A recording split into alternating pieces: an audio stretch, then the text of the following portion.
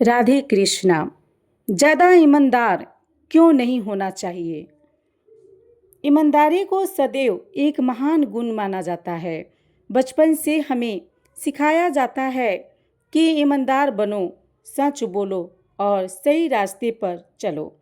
वास्तव में ईमानदारी समाज की नींव है, लेकिन जीवन का व्यवहारिक अनुभव यह भी सिखाता है कि आंधी या अत्यधिक ईमानदारी कई बार स्वयं के लिए नुकसानदेह बन सकती है।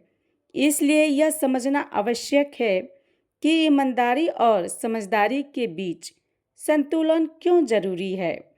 सबसे पहली बात यह है कि दुनिया आदर्श नहीं है।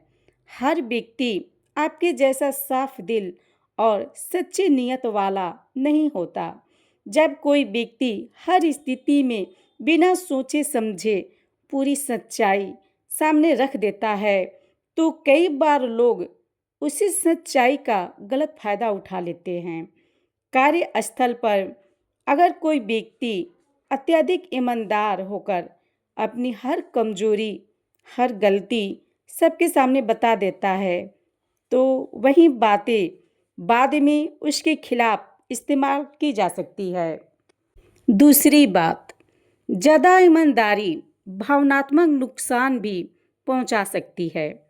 हर सच बोलना जरूरी नहीं होता, खासकर तब जब वह सच किसी को बेवजह चोट पहुंचा रहा हो।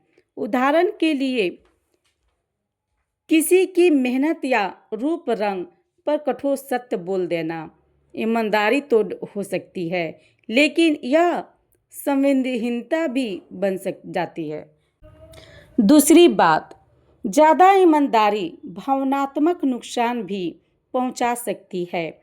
हर सच बोलना जरूरी नहीं होता, खासकर तब जब वह सच किसी को बेवजह चोट पहुंचा रहा हो।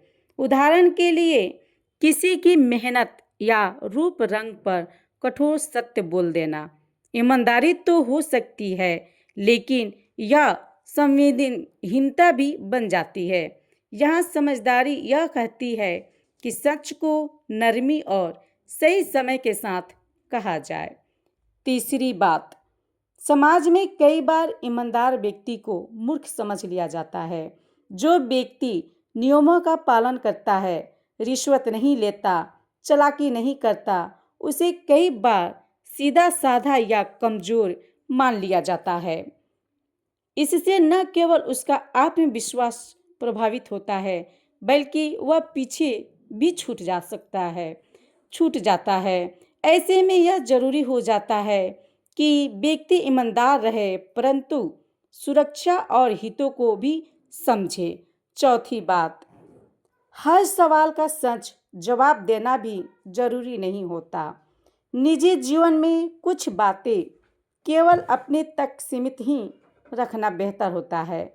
अत्यधिक ईमानदारी के कारण व्यक्ति अपनी निजी सीमाएं खो देता है और लोग उसके जीवन में अनावश्यक दखल देने लगते हैं।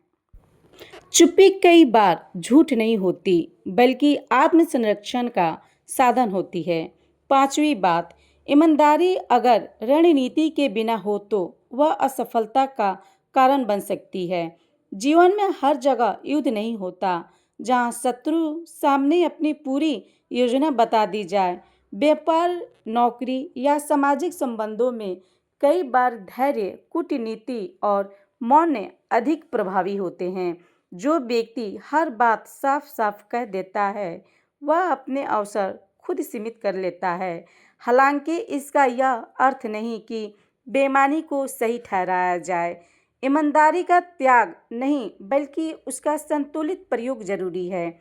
ईमानदारी तब श्रेष्ठ होती है जब वह बुद्धि, विवेक और परिस्थिति के अनुसार हो। जैसे सच बोलो लेकिन सोच समझकर, ईमानदार बनो लेकिन आत्मसम्मान और आत्मरक्षा के साथ।